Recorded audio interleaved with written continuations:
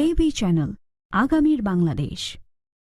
বাগেরহাটের মোল্লাহাটের সিঙ্গাতি গ্রামে এরশাদ চৌধুরীর বাড়িতে হামলার ঘটনা ঘটেছে। এ হামলায় নারী, পুরুষ ও জামাত ইসলামের কর্মীসহ 6 জন আহত হয়েছে। এই হামলার ঘটনায় 2 নারী 13 পুরুষের মধ্যে একজন জামাত ইসলামের কর্মী আহত হয়েছে। আহতদের সুচিকিৎসার জন্য গোপালগঞ্জ মেডিকেল হসপিটালে প্রেরণ করা হয়েছে। ঘটনার বরাত দিয়ে ভুক্তভোগী এনায়েত চৌধুরী জানায়, সকালবেলা মোর সালিন একখান আসিনে তার ছাগলের ডাল কাটতেছিল গাছের। এই মুহূর্তে সুখ এসে কছে যে আজ যে ঠ্যাং টুং ভেঙে গেলেও মাঝে কোপায় কেটে ফেলাবো, এই নিয়ে আর কি গণ্ডগোল সূত্রপাত শুরু হয়। তখন তার মুরব্বীরা আসলি, হ্যাঁ, তারা তাকে ঠেয়াই নিয়ে যায়। আমরাও আমাকে লোকজন ঠেয়াই নিয়ে বাড়ি আসি। আইসে আমার বাড়িটা ভাত খাচ্ছে আজিজ, ওই ভাত খাওয়া অবস্থায় আইসে আর কি ওরা বাড়ির পর পড়ছে। ওরে আমাকে মাছদের কাছে ভাত খাচ্ছে, সেই ধরে নিয়ে কোপাইছে।